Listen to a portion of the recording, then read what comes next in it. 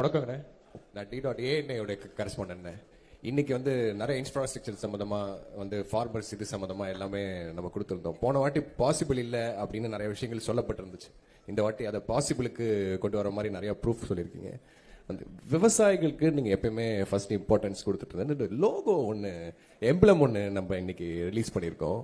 அது என்ன இன்டென்ஷனல்ல நான் போட்டிருக்கேன். ஆல்ரெடி நம்மளுக்கு ஒரு எம்பளம் இருக்கு. இல்ல இப்ப இல்ல, அது 16ல இருந்து கொடுக்குறேன். நான் ஆட்சிக்கு வந்தா மாத்துவேங்கிறேன். எனக்கு அடையாளங்கிறது ஒரு அது திருவில்லிபுத்தூர்ல இருக்கிற அந்த ஆண்டாள் கோயில் இருக்குல்ல, அதுதான் வச்சிருக்காங்க. அது எனக்கு உலக பொதுமறை தந்த வள்ளுவ பெருமகனார் தான் என் இனத்தின் பெருமை மிக அடையாளம்.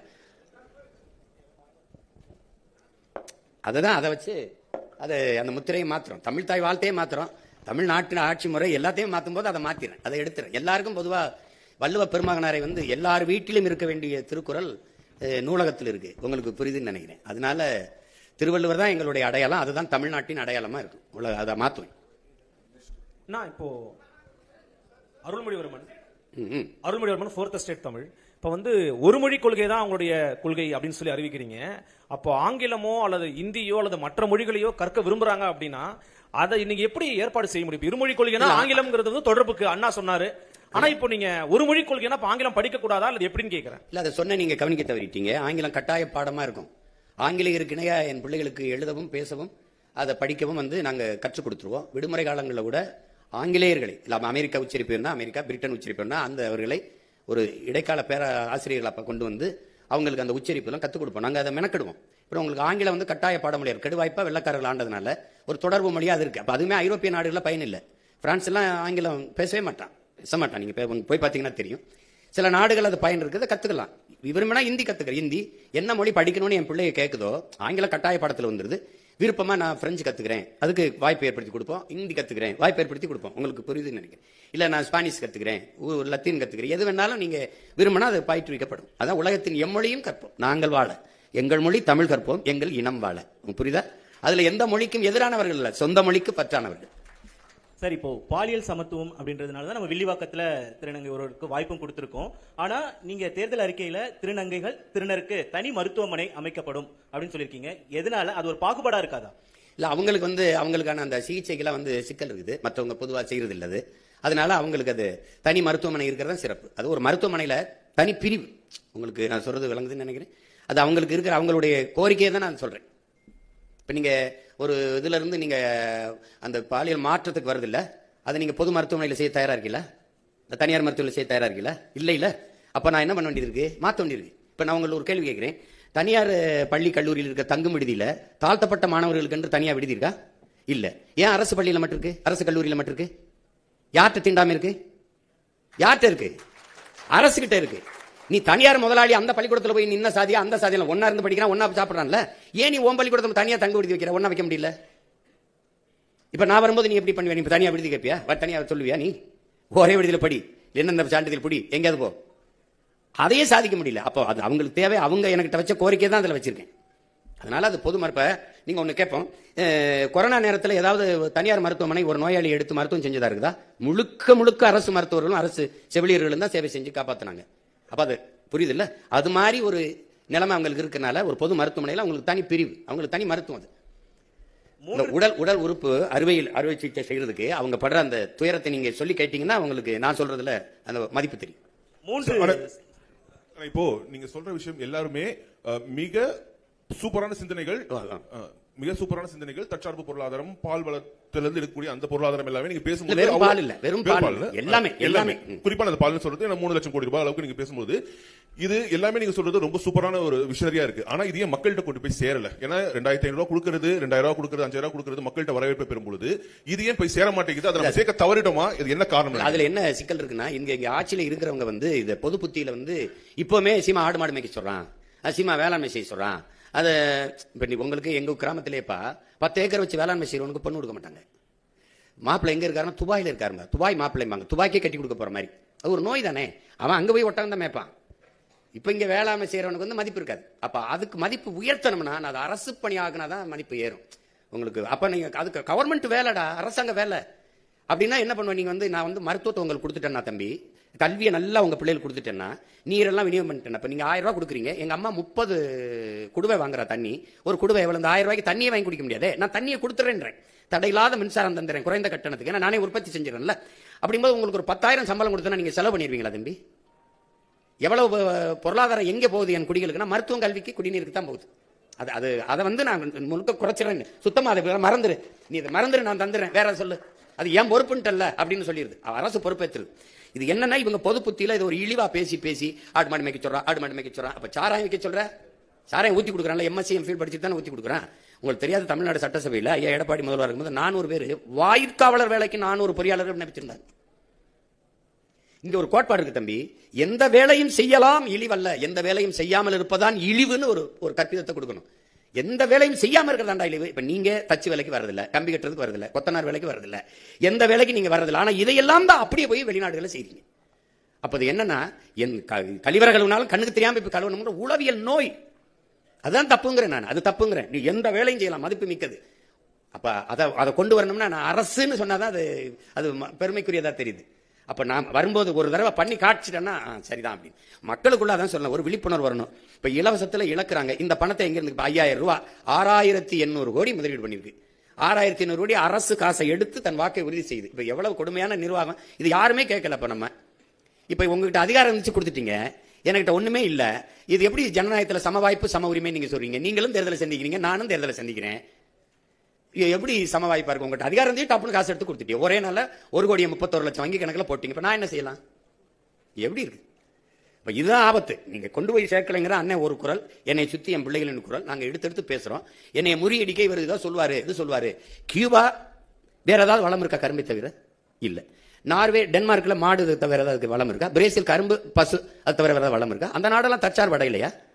அப்போ ஒரு வளத்தை வச்சு ஒரு நாடு சிறந்த கட்டமைப்புகள் இருக்கும்போது, இவ்வளவு நிலமும் வளமும் வச்சு மனித ஆற்றலை வச்சு ஏன் நாடு ஏன் வறுமையில் இருக்கு? ஏன் நாடு ஏன் இலவசத்துக்கு இருக்கு? எனக்கு எல்லாம் இருக்கு. நான் ஏன் கையேந்தணும் சாப்பாட்டுக்கு, இலவசத்துக்கு? இப்ப அது வந்து அந்த அருமை புரியாது. நீங்க எடுத்தோன்னே தம்பி அண்ணன் உங்களுக்கு சொல்றேன், பெட்டி கடைக்கு போனீங்கன்னா வாழைப்பழம் அப்படி தொங்கும், அப்படி வாழைத்தார் இப்படி தொங்கும், அது தலைகளா நிற்கும், தவம் இருக்கும். என்னை சாப்பிட்டுட்டே, நான் நல்லவன்டாட்டே, உனக்கு நல்லதாட்டே, என்னை சாப்பிட்றான்னு அதை கவனிக்க மாட்டான். உள்ள வச்சிருப்பான் சிகரெட்டு, பான்பராக்கு, அதை வாங்கிட்டு குடிச்சிட்டு போவான். இப்ப ரொம்ப நாளா நான் தலைகளா தொங்குறேன், இந்த வாழைப்பழம் மாதிரி, அது ஏற்று பார்க்கல. இதைத்தான் ஐயா இறை என்று சொல்றாங்க. இந்த மக்கள் பாதரச வெளிச்சத்துல பௌர்ணமி வெளிச்சத்தை மறந்தவர்கள், இவர்கள் வண்ண வாசனை திரவியத்தின் வாசத்துல வண்ண மலர்களின் வாசத்தை மறந்தவர்கள்னு. அப்படிதான் விழிப்புணர்வற்ற சமூகத்தில் நடிப்பவனுக்கே முதலிடம் கிடைக்கும்ங்கிறார் ஐயா. அதுக்கு சான்றுன்னு சொல்றாரு. எப்படின்னா, ஒரு பள்ளிக்கூடத்துல மாறுவேட போட்டி நடக்குது, சார்லி சாப்ளின் மாதிரி நடிக்கணும். முதல் பரிசு ஒரு மாணவன் வந்துட்டான், 2வது பரிசு ஒரு மாணவன் வந்துட்டான், 3வது பரிசு ஒரு ஆள் வர்றாரு. அது உண்மையிலே சார்லி சாப்ளினுக்கு 3வது பரிசு. பாத்தீங்கன்னா அவரை மாதிரி நடிச்சவன் முதல் பரிசு, அவருக்கு 3வது பரிசு. அப்ப நடிப்பவனுக்கே முதலிடம் கிடைக்கும் விழிப்புணர்வற்ற சமூகத்தில் எழுதுறவள ஐயா எழுதியிருக்காரு. அது மாதிரி அவர் அதுக்கு நிறைய சான்று சொல்றாரு. ஒரு பண்ணி மாதிரி ஒருத்தன் கத்துறான், சின்ன வயசு பண்ணி, பெரிய வயசு பண்ணி, நடு வயசு பண்ணி மாதிரி நல்லா கத்துறான். அவனுக்கு தெருவில் கத்தும்போது நிறைய காசு வருது, அதை வச்சே சாப்பிட்டுக்கிட்டு இருக்கான். ஒரு நாள் என்னை மாதிரி ஒருத்தன் வரான், டேய் உன்னை விட அருமையா நான் கத்துண்டான்னு கத்துனோன்னு கத்தி காட்டுறேன். போட்டி இந்த மாதிரி மேடையில எல்லாம் உட்காந்துருக்காங்க மாதிரி. நான் கத்துறேன், இவன் போலி அவன் தான் நல்லா கத்துறான், ரொம்ப நாளா கத்திக்கிட்டு இருக்கவனுக்கு தான் ஆதரவு அதிகமா இருக்கு. கடைசியா ஒரு நாய் நீ பாட்டுற அப்படின்னு ஒரு சாக்கு, ஒரு கோணி சாக்கு போட்டு இருந்தா உண்மையிலே ஒரு பண்ணி படுத்திருக்கு. அதுதான் இவ்வளவு நேரம் கத்திச்சு. அப்ப இவர் என்ன சொல்றாரு, டேய் உண்மையான பண்ணியின் சத்தத்தை இந்த போலியை கேட்டு கேட்டு கேட்டு மறந்துட்டீலடா, நான் இவ்வளவு நேரம் நான் கத்துறடா, அந்த பண்ணி தாண்டா கத்திச்சுன்னு. அப்படி இந்த போலியை கேட்டு கேட்டு இந்த உண்மையை மக்கள் ரொம்ப நாளா மறந்துட்டாங்க. அது உங்களை மாதிரி உள்ளவங்க, நீங்க தான் இந்த அறிவு தளத்தில் கடத்தி ஏதோ கொஞ்சம் கவனிங்க, இருந்தாலும் ஏதோ சொல்லிட்டு இருக்காங்க, ரொம்ப நாளா சொல்றாயா பாருங்க. ஏன்னா உண்மையிலேயே தலை சிறந்த நாடா நம்மளால மாற்ற முடியும். அது வந்து ஒன்றும் பெரிய வேலை இல்லை. அவரவர் வாழ்விடத்துல நீங்க ஒரு சணல்னு ஒன்று இருக்கு, ஹெம்ப்னு ஒரு செடி, சனப்பு, அதுல இருந்து நான் எவ்வளவு நம்ம மேம்பட முடியும் பொருளாதாரத்திலே. கார் தயாரிச்சுக்கலாம், பெட்ரோல் தயாரிச்சுக்கலாம், செங்கல் அதில் எடுத்துக்கலாம், மழை போய் நொறுக்க வேண்டியதுல எல்லாமே அதில் தயாரிக்க முடியும். அதை வளர்க்கறதுல என்ன உனக்கு பிரச்சனைன்னு கேட்குறேன். இப்போ அதுதானே உங்களுக்கு. அப்ப அதை ஒரு சொல்றதை இப்ப நீங்க சொல்ல முடியலன்னா நம்ம இவர் இதெல்லாம் சாத்தியமாங்க அப்படின்ட்டு போகிறது தானே. இப்போ நீங்கள் ஆடு மாடு மேய்க்கிறது உங்களுக்கு அவமானம்னா, நான் அப்போ நீங்கள் நபிகள் மேய்ச்சிருக்காரு, கிருஷ்ண பரமாத்மா மேய்ச்சிருக்காங்க, இயேசு இறைமகன் இயேசு மேய்ச்சிருக்காங்க, அப்போ 3 பேரையும் நீங்கள் அசிங்கப்படுத்துறீங்க, அப்படிதான் அர்த்தமாகுது. தமிழ் மெய்யியல் அப்படிங்கிற ஒரு விஷயத்துல வந்து பாத்தீங்கன்னா, நீங்க இந்து சமய அறநிலைத்துறை அப்படிங்கிற பேரை மாத்தி தமிழர் அறநிலையத்துறைன்னு பேர் வைப்போம் அப்படின்னு குறிப்பிட்டிருக்கீங்க. குறிப்பா தமிழிலும் வழிபாடு செய்யலாம்னு இப்ப இருக்குது. தமிழ்ல மட்டும்தான் வழிபாடு செய்வோங்கிறீங்க. அப்ப இந்துங்கிற பேரையும் நீக்குவீங்க, சமஸ்கிருத மந்திரங்களை ஓதக்கூடிய வாய்ப்பையும் வந்து முழுமையா நீங்க வந்து ஒழிப்பீங்கன்னு சொல்ல வரீங்களா? இல்ல, என் இறைக்கு முன்னாடி நீங்க இன்னொரு மொழியில நீங்க வழிபடணும். என் மொழி புரியாதவன் எனக்கு எப்படி இறைவனா இருக்க முடியும்? நீங்க கிறிஸ்தவ வந்து இது சொல்றாங்க, அங்க பள்ளிவாசல சொல்லி இந்த கேள்வியெல்லாம் கேட்கக்கூடாது. அது என் இறையில அந்த மார்க்கம் வந்து அரபியால இருந்து வந்ததை நாங்கள் என் மக்கள் ஏற்றுக்கொண்டார்கள். அவங்க இன்னும் வந்து வழிபாட்டை தவிர அந்த வாங்க ஒளியை தவிர மீதி எல்லாமே தமிழ்ல தான் சொல்லுவாங்க. நான் எத்தனை திருமணங்களுக்கு சாட்சியா நின்று கையெழுத்திட்டு இருக்கேன். புரியுதா உங்களுக்கு? ஒருவருக்கு ஒருவர் அன்பு கொண்டு நயசித்து அப்படிதான் பேசுவாங்க. நீங்க அவன் வந்து முதல்ல கிறிஸ்தவ மதத்தை பரப்ப முடியல, அவன் லத்தீன் ஸ்பானிஷ்லாம் சொல்லிட்டு இருந்தான். கடைசியா என்ன பண்றான், அவனவன் தாய்மொழியில வழிபடலாம் சொன்ன பிறகு பரலோகத்திற்கு எங்க பிதாவேன்னா உம்முடைய ராஜ்யம் வருகன்னா அதை பின்னாடி தமிழ் மீது பற்றுக்கொண்ட இளம் குருமார்கள் வரும்போது விண்ணுலகில் இருக்கும் என் தந்தையை உம்முடைய அரசு வருக. புரியுதா உங்களுக்கு? தூய தமிழுக்கு வந்துட்டான். பதாசுதன் பரிசுத்தாவியை தூக்கிட்டு தந்தை மகன் தூயாவின்னு வந்துட்டான். நீ என் இறை நக்கீரா உன் தமிழோட சற்று விளையாடவே நான் வந்தேன்னு சொன்ன சிவன், அவ்வையே உன் தமிழில் பருகவே நான் வந்தேன் சொல்ற முருகப்பெருமானுக்கு முன்னாடி நீ என் தமிழ்ல ஏன் சொல்லல? எனக்கு திருப்புறங்கள் இருக்கு, திருமுருகாற்றுப்படை இருக்கு, பாட வேண்டியதானே? பக்தி திருமுத்து பாட வேண்டியதானே? சொல்லுங்க, என்ன நமச்சிவாய வாழ்க நாதன் தாழ்வாழ்க இமைப்பொழுதும் என்னெஞ்சு நீங்காதான் தாழ்வாழ்க பாட முடியாதா? ஆகமமாய் நின்று அன்னிப்பான் தாழ்வாழ்க பாட முடியாதா? எதுக்கு தேவாரம் திருவாசம்லாம் எதுக்கு இருக்கு? திருவாசத்துக்கு உருவாதார், ஒரு வாசத்துக்கு உருவாதார். திருவாசத்தை மொழிபெயர்த்த செய்ய போப்பு அழுதுட்டு போயிட்டான். நீ என்ன உங்களுக்கு பிரச்சனை? என்ன உங்களுக்கு பிரச்சனை? என் இறைக்கு முன்பு என் மொழியில வழிபடணும், அதான் முக்கியம். அது சொல்றது உங்களுக்கு என்ன பிரச்சனை? யார் வேணாலும் அர்ச்சகராகலாம்ங்கிறதுல பிரச்சனை இல்லை. என் அன்னை தமிழில் அர்ச்சனை இருக்கணுங்கிறதா எனக்கு பிரச்சனை. அதுதான் முதன்மையானது. அங்க ஏன் ஆளு உட்கார்ந்துட்டு அங்கேயும் போய் சமஸ்கிருதத்துல சொல்லலாம், அதுக்கு அவங்களே சொல்லிட்டு போயிடலாமே. விளங்குதா? அப்புறம் தமிழர் அறநிலையத்துறைன்னு மாத்துவன்றீங்க. இந்துங்கிற பேரை நீக்குவேன் அப்படின்னு சொல்ல வரீங்களா? இல்ல, இந்துன்னு ஒரு சமயம் இருக்குதா? இது கூட்டு பொரியல் அவியல் சாம்பார் மாதிரி எல்லாம் சேர்த்து சாப்பாடு மாதிரி. சமணன், பௌத்தன், சீக்கியன், உங்களுக்கு தெரியும், இங்க வைணவன், எல்லாரும் சைவன், எல்லாரும் சேர்த்து இந்துன்னு சார் வில்லியம் ஜோன்ஸ் போட்ட கையெழுத்துல ஆகணும். என் சமயம் சைவம். நான் சிவனை வழிபடுகிற சிவசமயம். என் சொத்து பத்திரத்துல, எங்க வீட்டுல எங்க அப்பாவோட சொத்து பத்திரத்துல சிவசமயம் இருக்கு. என் கோத்திரம் வந்து என் மகனுக்கு எனக்கு சிவ கோத்திரம். அப்ப நாங்கள் முருகனை வழிபடுகிற சைவர்கள். அப்ப சிவனை வழிபடுகிற சிவசமயம். மாலை வழிபடுகிற மாலியம். திருமால்ங்கிறது எந்த மொழி சொல் சொல்லுங்க? எங்க மாயவன் கண்ணன் ஆகிறான். கண்ணன் என்றாலும் மால் என்றாலும் கருப்பு. வணங்குகிற தெய்வத்தை நாங்க மரியாதையா அழைக்கணும்னு, மதிப்போடு அழைக்கணும்னு திருமால் பெருமாள்னு அழைக்கிறோம். என் பெருமாள் கோயிலே எங்களை ஆண்டாள் பண்ண பாசுரங்களை பாட வேண்டியது. அதுல என்ன உனக்கு பிரச்சனை? ஆண்டாள் என்ன மொழியில பாடினா என்ன பிரச்சனை உனக்கு? என்ன எங்க பெருமாள் கோச்சிட்டு போயிருவாரு? 63 நாயன்மார்கள் இந்த தேவாரத்தை பாட வேண்டியது என்ன பிரச்சனை உனக்கு? இப்ப நான் சொன்ன மந்திரத்தை நான் பாடவா? திருவாசத்தை பாடவா? எங்க சிவன் கோச்சிட்டு போயிருவானா? அவன் தான் சொல்றானே, மணி நெற்றி உமிழ்ச்செங்கல் தளல்புரை சடர் சுடர் கடவுள் தந்த தமிழ்ங்கிறான். சிவபெருமானே தந்த மொழிடா அப்படிங்கிற அந்த மொழியை நீ பாடாம நீ என்ன பண்ணுவீங்க? நீங்க முதல் சமிச்சங்கத்தின் தலைவனே அவன் தான்ங்கிறதானே இலக்கியம் சொல்லுது. அப்ப பின்ன என்ன? நீ வேற ஏதோ நான் அமெரிக்கால போயிட்டு தமிழிலும் அப்படின்னு போட்டா பரவாயில்ல. கோயில கட்டுறது நானு, முன்னாடி இறைவனா இருக்கிறவன் அவன், எழுதுனது எங்காலு. அப்ப என் மொழி என் இறைக்கு முன்னாடி பேச வேண்டியதானே? அதனால தமிழர் சமய அறநிலை தான். என் முருகனை, என் சிவனை, என் மாயவனை வழிபடுறதுக்கு எதுக்கு இப்ப இந்து சமயம் இருக்குது? இப்ப ஆந்திராவை இப்ப நீங்க வந்து நான் வட இந்தியாவில் இருக்கிற தெய்வங்கள் ஒன்று இருக்குது. இப்ப நீங்க இந்து சமயம் போடுவீங்களா? அது எப்படி போடுவீங்க? அதே இறையை நான் என் சமயத்திலிருந்து வழிபட்டு போறேன். உங்களுக்கு என்ன பிரச்சனை வருது? என்ன வருது சொல்லுங்க? நீங்க எங்க வச்சுக்கிறீங்க? அது என் முருகன் வேலை, எங்க சிவன் வேலை, அது எங்க பெருமாள் திருமால் வேலை. உங்களுக்கு அதுல என்ன பிரச்சனை இருக்குது? சார் அண்ணா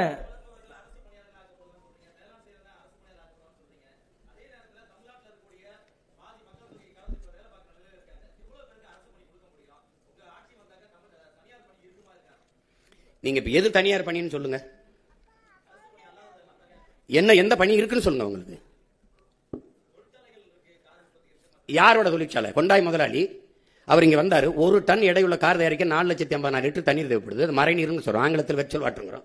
15 லட்சம் கார், 50 லட்சம் கார் ஏற்றுமதி செய்றீங்க.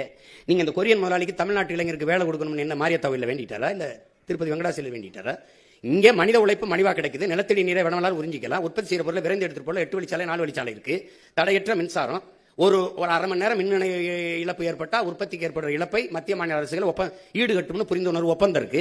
அதனால நீ வர்ற, எனக்கு வேலை கொடுக்க வர்ற, உனக்கு வேலை தானே வேணும், அரசாங்க வேலை நான் தரேன். அதே நிலத்தை வச்சு உனக்கு என்ன பிரச்சனை? காரை ஏற்றுமதி செய்யற, சோறை இறக்குமதி செய்யற. நான் சோறை ஏற்றுமதி செய்யறேன், காரை இறக்குமதி செய்யறேன். தட்சாலி வரானார். நீங்க என்ன நீங்க வச்சுக்கிறீங்க? நீங்க ஒரு ஆரஞ்சு பழத்தை விளைய வச்சான் பிரான்ஸ், 50 லிட்டர் தண்ணீரை குடிக்குது. புளிஞ்சா 1/2 கிலோ கவலை கூட வரல, நிப்பாட்டுறான்ட்டான். ஏன்னா இங்கிலாந்து பொருளாதார மேதை ஜான் ஆண்டனி ஆலன் சொல்றான், இந்த ஆசிய கண்டத்தில் இருக்கவன் தான் அந்த பணத்தையும் தங்கத்தை வச்சு பொருளாதாரத்தை மதிப்பிடுறான். ஐரோப்பிய கண்டம் நாடு முழுமைக்கும் அவன் நீர் பொருளாதார கொள்கைக்கு வந்துட்டாங்கிறான். எந்த நாடு நீர் அதிகமா வச்சிருக்கானோ அவன் தான் பணக்கார நாடுன்னு வந்துட்டான்ங்கிறான். அப்ப நீ என்ன பண்ற, அவன் பிரான்ஸ் ஆக நீர் ரொம்ப திங்கிற கண்ணுக்கு தெரியாம கள்ள போதுறான் நிப்பாட்டான்ட்டான். சீன பன்னிக்கறியை விரும்பி சாப்பிட்டான். 1 கிலோ கறி வர 8600 லிட்டர் தண்ணி தேவைப்படுது. 1 கிலோ கறி பன்னிக்கறி மேசைக்கு வர வளர்ச்சி நிப்பா வளர்ப்பதை நிறுத்துறான்ட்டான், இறக்குமதி பண்ணிக்கிறோம்ட்டான். ஏன் இவன் இதே கொரியன் முதலாளி அவன் ஊர்ல கொரியால உட்காந்து இந்த போர்டு இந்த கொண்டாய் காரை தயாரிக்க வேண்டியதானே, என்ன வேணும்னு சொல்லையே. உனக்கு வேலை தானே, அது நான் தர்றேங்கிற. அப்புறம் அவன் கொரிய முதலாளி வேலை தந்தா தான் காசு உனக்கு இனிக்குமா, நான் கொடுத்த காசு கசக்குமா என்ன? உனக்கு என்ன பிரச்சனை? உனக்கு வேலை தானே வேணும், வேலை தானே வேணும். நீ பால ஆந்திராவில இருந்து இறக்குது சரி, உனக்கு அவமானம் அல்ல? கறி ஆந்திராவில இருந்து ராஜஸ்தான்ல இருந்து இறக்குறீ, உனக்கு வெக்கமா இல்ல? வெக்கமா இல்ல? ஏன் உனக்கு ஆடுமா? நீ மேய்க்காத, உனக்கு நீ வெளியில போ, உனக்கு மேய்க்க நான் மேய்ச்சிக்கிறேன், உனக்கு என்ன? ஆனா கறி தின்ன காட்டி வச்சு உதச்சு போடுவேன். என்ன விளையாட்டு பண்ணிருக்கீங்களா? எது அவமானம்னு பாரியா? அரசு சாராய கடை திறந்து வச்சு குடிக்க வைக்குது, அங்க படிச்சவனை ஊத்தி கொடுறாங்க. என்ன நீ வச்சுட்டு நீ? அது போய் அது அரசு வேலையா இருக்கலாம், நான் சொல்றது அரசு வேலை. உலகத்துக்கு சோறு போடுறவன் அரசு வேலையா இருக்கலாம், இருக்கக்கூடாது. அவன் சொல்றான்டா என் பாட்டேன், சுழன்றும் ஏற்பின்னது உலகம் அதனால் உழந்து முளவே தலைங்கிறான். இருந்தோம்பி இல்வாழ்வதெல்லாம் விருந்தோம்பி வேளாண்மை செய்த பொருட்டுங்கிறான். உழவினார் கைமடங்கின் இல்லை விளைவதும் விட்டேன் பார்க்கும் நிலைங்கிறான். எதுவுமே வேணாம், பொன்னாசை மண்ணாசை மக்களாசை எதுவுமே பற்றற்று போன துறவி கூட வாழ முடியாதா விவசாயி கைமடங்கி படுத்துட்டான்ங்கிறான். உழவன் இல்லாம ஒண்ணும் இல்ல. உலகத்திலே ஆகச்சிறந்த பொருளாதாரம் வேளாண்மையில் தான் இருக்கு. நான் போட்டிருக்க சட்டை, இந்த காலாட, இந்த காலனி எல்லாம் விவசாயத்திலிருந்து வந்ததுதான். அப்புறம் நீ அது இல்லாம என்ன பண்ணுவ? திடீர்னு சட்டம் வந்துருச்சா, திடீர்னு இந்த இது வந்துருச்சா, அந்த இது வந்துருச்சா, உடை வந்துருச்சா, எங்க இருந்து வருது? சும்மா எது அசிங்கம்னு தெரியுது இல்ல, எது கேவலம்னு தெரியுது இல்ல. பீஸா பர்க்கிறது கோ குடிக்கிறது உனக்கு நாகரிகம்னா நான் என்ன பண்ண முடியும்? ஏன் இளநீ கரும்புச்சார் பழச்சார் குடிக்க மாட்டியா? சட்டம் வருது, தேசிய குடிபானம்னு வருது, கரும்புச்சார் பதநீர் இளநீர் பழச்சார் வரும். சமூகம் கெட்டு கிடக்க பேச மாதிரி. நீ பழச்சாறு கடையில எங்க கூட்டம் இருக்கு, சாராய கடையில எவ்வளவு கூட்டம் இருக்கு, நூலகத்தில் எவ்வளவு கூட்டம் இருக்கு, திரையரங்கில் எவ்வளவு கூட்டம் இருக்கு, கால் செருப்பு கண்ணாடி குளிரூட்டப்பட்ட அறையில் இருக்கு, காய்கறி தெருவில் கிடக்குது. இதை மாத்தணுங்கிற, அதுக்கு தான் தலைகள் மாற்றம்னு சொல்றேன். புரட்சி என்பது தலைகள் மாற்றம்ங்கிறேன். சும்மா போட்டு பேசிட்டு இருக்கான் சீமா, ரொம்ப நாளா பேசிட்டு இருக்காங்க. நீ வாய்ப்பு தரல, சரி ஆண்டுட்டி. ஐயா ஸ்டாலின் ஆட்சியில் 5 வருஷம் வாழ்ந்துட்டேன், அந்த ஐயா எடப்பாடி 4 வருஷம் ஆண்டு. ஒரு தடவை கொடுத்து பாரு, நல்லானே விரட்டி வெட்டி அடி, கல்லெடுத்து கூட எரி, சிலுவையில் கூட ஒரு தடவை கொடு. அப்ப தெரியும் அது கற்பனையா இல்ல அது நிஜமான உனக்கு தெரியும், உண்மையானு தெரியும். எவ்வளவு திறமை இருந்தாலும் வாய்ப்பு இல்லைன்னா எப்படி வெளியில தெரியும்? நான் 15 வருஷமா கத்துறேன், இதுக்கு மேல கத்தவே முடியாத அளவுக்கு கத்திட்டேன். அப்புறம் அது எப்படி செஞ்சிருவா, எப்படி வேலை கொடுக்கறேன்னா இல்லையான்னு மட்டும் பாரு. தம்பி, ஒரு மீன் குழம்பு வைக்கிற சட்டி எத்தனை ரூபாய் நினைக்கிறீங்க? அமெரிக்கா 13,000 ரூபாய், ஒரு கயிற்று கட்டில் 40,000 ரூபாய், ஒரு ஓலை கொட்டை 500 ரூபாய். ஜப்பான்ல வாங்குறான், அரபு நாடுகள்ல இருந்து, ஜப்பான் சீனால இருந்து போகுது. சந்தை பொருளாதாரம் எங்க இருக்குன்னு தெரியல. திடீர்னு தக்காளி வர ஏறினவன என்ன பாடுபட்டிய தக்காளி வித்தே ஒருத்தன் பல லட்சம் ரூபாய் கொண்டு வந்துட்டான்றான். தக்காளி நான் கத்தி கிடந்தான். அப்புறம் வெங்காயம் தான். அப்பெல்லாம் எனக்கு சிரிப்பா வரும். என்னவோ ஒண்ணு உங்களுக்கு எது இது என்ன பண்றது? சரி போங்க. இனிமே நாங்க சொல்லணும், போலிகளை கண்டு ஏமாறாதீர்கள், எங்களுக்கு வேறெங்கும் கிளைகள் இல்லை அப்படின்னு பேசணும் போல இருக்கு. ஆனா இப்ப இந்த தூய்மை பொறியாளர் அப்படின்ற ஒரு தலைப்புல வந்து என்ன சொல்றீங்கன்னா, ஒரு குறிப்பிட்ட இனக்குழுவை சேர்ந்தவர்கள் மட்டுமே தூய்மை பணியாளர் அந்த பணியில இருக்காங்க, இதை முற்றிலும் தடை செய்யணும்னு சொல்லியிருக்கீங்க. முற்றிலும் தடை செஞ்சுட்டா அதுக்கு மாற்று என்ன அப்படின்ற ஒரு கேள்வி இருக்கு. ரெண்டாவது, இதை வந்து ஒரு பெருமைக்குரிய அரசு பணியாக்கணும் அப்படின்ற ஒரு வாக்குறுதி கொடுத்துருக்கீங்க. ஆனா சமீபத்தில் இந்த தூய்மை பணியாளர் போராட்டம் போது அவர்களை பணி நிரந்தரம் பண்ணணும் அப்படின்ற கோரிக்கை வந்தப்ப ஒரு அரசு கட்சி தலைவர் வந்து பண்ணக்கூடாது அப்படின்ற சொல்லியிருக்காரு. ஸோ இது எப்படி முரண்பாடுகள் வரது எப்படி பாக்குறீங்க? இல்ல நம்ம வந்து இதுல என்ன தம்பி, ஒரு குறிப்பிட்ட சமூகம் செய்யறதுங்கிறப்ப தான் இது இவங்க வந்து அது இழிவாக்குறாங்க. இப்ப வேளாண்மை வந்து நான் ஒண்ணு சொல்றேங்க, வேளாண்மை செய்கிற வேளாளர் உங்களுக்கு புரியுதா? இப்ப கடல்ல வேளாண்மை, இப்ப மீன் பிடிக்கிறவர் மீனவர்னு நீங்க சொல்ற, நம்ம பிரிக்கிறோம். இப்ப நான் வேட்டையாடுறேன், விடுமுறை காலங்களில் வேட்டையாடுறேன், நான் வேடுவன் ஆயிடுறேன், நான் குறவர் ஆயிடுறேன், நான் ஆடு மாடு வளர்க்குறேன், நானும் ஆயர் ஆயிடுறேன், நான் வேளாண்மை செய்கிறேன், வேளாளர் ஆயிடுறேன். எங்க உறவுகள் கடல்ல மீன் பிடிக்கிறாங்க, நான் கம்மாயில மீன் பிடிக்கிறேன், நானும் மீனவர் ஆயிடுறேன். உங்களுக்கு புரியுதுன்னு நினைக்கிறேன். இப்போ எந்த வேலையும் யாரும் செய்யலாம். நீ ஒரு இழிவுன்னு கருதாத, அது அரசு வேலையாக்கு, படிச்சவன் படிக்காதவன் எல்லாரும் செய்யலாம். இந்த முறையை மாத்திரோங்கிற துப்புரவு பண்ணிடுற. இப்போ அமெரிக்கா சிங்கப்பூர்லாம் எப்படி பண்ணுது? ஒரு நவீனமா நல்ல சுகாதாரமா பூட்ஸ் கிட்ஸ் கிளவுஸ் எல்லாம் போட்டு வண்டி வச்சு சுத்தமா எடுக்கலாம். முதல்ல குப்பை இல்லாத நகரத்தை உருவாக்க நம்ம கத்துக்கிறோம். எதுக்கு தூய்மை, எதுக்கு நீங்க அசுத்தமாகுது, எதுக்கு குப்பை வருது, எப்படி வருது? ஏன் நீ வீட்டை நீ குப்பையா போடுவியா? அப்ப எப்படி நாட்டை குப்பையாக்குற? நான் வரும்போது நீ அப்படிலாம் குப்பையை போட முடியாது. எல்லாம் தெருவேல்னு எங்கு பார்த்தாலும் உன் வீட்டுக்குள்ள தவிர வெளியில நடந்தீங்கன்னா 2 கண்ணு பார்த்துக்கிட்டே இருக்கும்.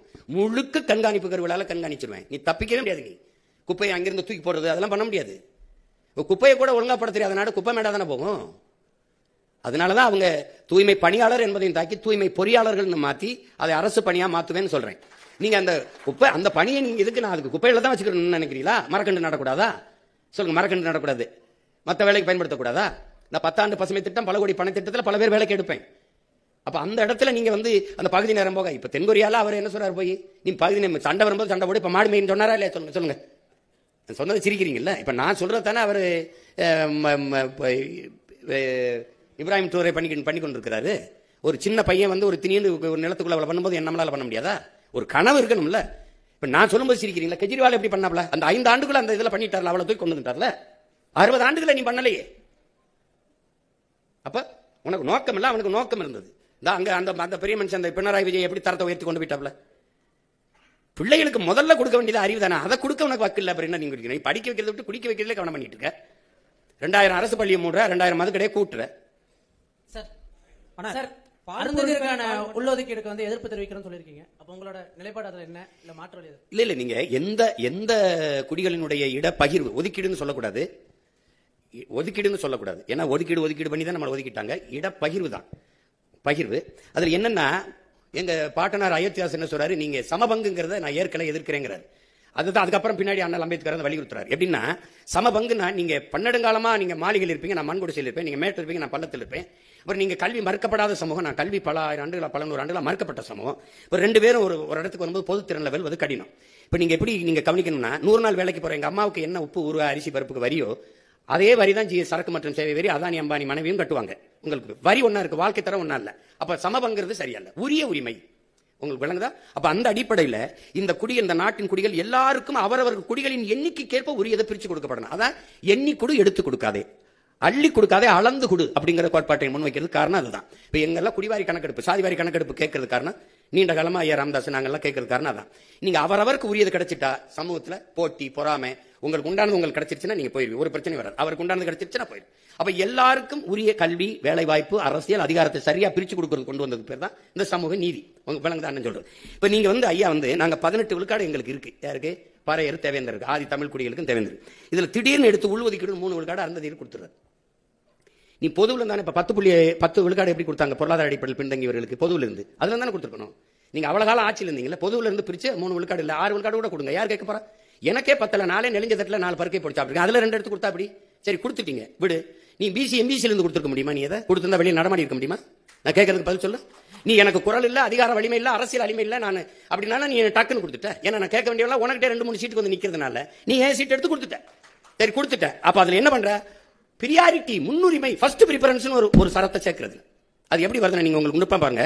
எங்களுக்கு 18 விழுக்காடு இருக்கு, 3 போயிருச்சு, மீதி 15 இருக்கா? இந்த 15ல இவங்களுக்கு அவங்க 3 அப்படியே, அவங்க வீட்டு சாப்பாடு அவங்க கிட்ட அப்படியே இருக்கு, என் வீட்டு சாப்பாடு இருக்குல்ல இந்த 15, இதுல இவங்க சாப்பிட்டது போக மிச்சம் எனக்கு முன்னுரிமை. இதுலயே அவங்க வருவாங்க, அவங்களுக்கு போக எனக்கு அப்படின்னு சட்டம்.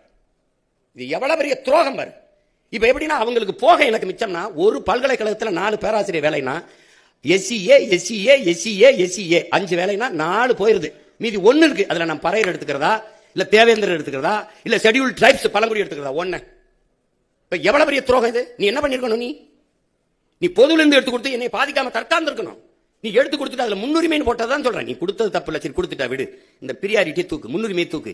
இப்ப நான் என்ன சொல்றேன், அந்த 3 ரொம்ப நாளா 14 ஆண்டுகளா இழந்துட்டேன், அந்த 3ஓட இன்னும் 2 சேர்த்து 5 போடு, எனக்கு 20 கொடுன்னு கேட்கிறேன். நீ கொடுக்க மாட்டேன், நான் வந்து போடுவேன். உங்களுக்கு புரியுதா? அதான் நான் சொல்றது. நீ கொடுத்ததை நான் எடுத்து சொல்லல, ஏன் கொடுத்தா எனக்கு கொடுத்துட்டா, இந்த முன்னுரிமை என்னை ரொம்ப இடிக்குதுங்கிற.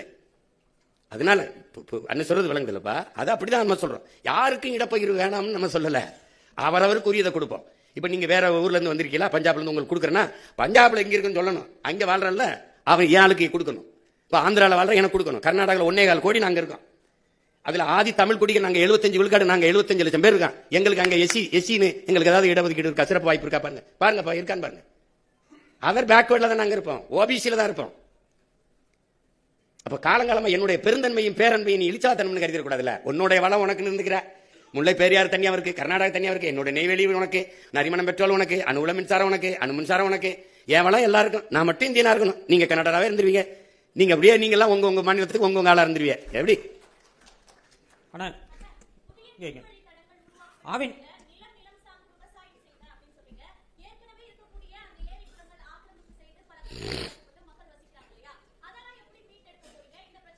இல்ல அதையெல்லாம் ஒன்றும் செய்ய முடியாது. ஏற்கனவே நானே அதை இடிக்க கூடாதுன்னு போராடி இருக்கேன். அதை இடிக்க அப்ப கட்ட அனுமதிச்சவனை தான் கொஞ்சம் சரி பண்ணணும், பச்சை மட்டை வச்சு பொழக்கணும். நீ அன்னைக்கு ஆக்கிரமிப்புன்னு 60 வருஷம் 60 ஆண்டுகளா வாழ்ற மக்களை இன்னைக்கு ஆக்கிரமிப்புன்னு சொல்றவன் யாரு? ஆக்கிரமிக்கும் போது என்ன பண்ண? நீ முதல்ல ஒரு செங்கலை போய் நட்டான்ல, அவனுக்கு மின் இணைப்பு, வீடு கட்ட உரிமை, எரிகாற்று இணைப்பு, நீர் இணைப்புலாம் கொடுத்தது யாரு? அந்த தெருக்கல்ல பாதை போட்டு கொடுத்த ஐயோ கேப்பாரு யாரு? அவன்கிட்ட வீட்டு வரி வசூலிச்சவன் யாரு? அப்ப இவ்வளவு காலம் வாழ விட்டு இப்பதான் ஆக்கிரமிப்பு உனக்கு இது பண்ணுதா? இப்ப இது ஆக்கிரமிப்புனா அந்த கடற்கரையில 4 கல்லறை இருக்குல்ல, அது ஆக்கிரமிப்பு இல்ல, அது கடற்கரை ஆக்கிரமிப்பு இல்லையா? அதை எப்ப இடிக்கிறது? யார் இடிக்கிறது? கடற்கரை தானே. உனக்கு எப்படி கல்லறையாச்சு? நீ என்ன தேச விடுதலைக்கு என் பாட்டை வாவுச்சி மாதிரி செக்கிழுத்தியா? இல்ல யாரு நீ? எங்க பாட்டு மருது வண்டி தூக்குறதுங்கனியா? தீரன் சின்னமலை மாதிரி தூக்குறதுங்கனியா? இல்ல என்ன பண்ண? அது நான் இடிக்க மாட்டேன், அதுவா இடிக்கும். அதுவா இடிக்கும். அதனால ஏற்கனவே இருக்கிற நீர்நிலைகளை ஆக்கிரமிப்பு போக மீதியை நான் பராமரிப்பேன். புதிய நீர்த்தக்கங்கள் உருவாக்க அறிவு சமூகம் எல்லாரும் இருக்கிறீங்க. உலகத்துல இயற்கையின் அரும்பெருங்கொடையா நமக்கு தந்தது பள்ளிக்கரணை ஏரி. கடலின் நீர்மட்டம் எவ்வளவோ அந்த அளவிற்கு இதன் நீர்மட்டம் இருக்கும். அது அவ்வளவு பழுப்பு நிலை சதுப்பு நிலை ஏரி, அளவு விலை உயர்ந்த இறால்கள் மீன்கள் உருவாகிறது. உலக நாடுகளின் பறவைகளாம் வந்து உணவு உண்டு பறந்து சென்றது. அப்படி ஒரு ஏரியை யாராவது குப்பை கொட்டி மூடணும்னு யாருக்காவது இப்ப எந்த கொம்பை வந்தாலும் அதை புனரமைக்க முடியாது, சீரமைக்க முடியாது. இருக்கிற கொஞ்சோண்ட பாதுகாக்கலாம், அவ்வளவுதான். மீது எல்லாத்தையும் ஏரிக்குள்ள ஒரு சாலையை போட்டு பிரிச்சு அங்கங்கே அப்படியே நெருக்கி குப்பையை கொட்டி முட்டிட்டான். எந்த மூளைங்கிற உறுப்புல அதை கூட செஞ்சிருக்க மாட்டான். அந்த ஏரியை குப்பைமேடாக்கலாம்னு. நீ குப்பையை கொட்டு, வேற ஒரு பொது இடத்துல கூட கொண்டு கொட்டு வை, ஏரிக்குள்ள கொட்டலாம்னு யாராவது சிந்திப்பானா? யாராவது? எப்படி கால கொடுமை? அதெல்லாம் நினைச்சு பார்த்தாலே நெஞ்சு வெடிக்கும். அதை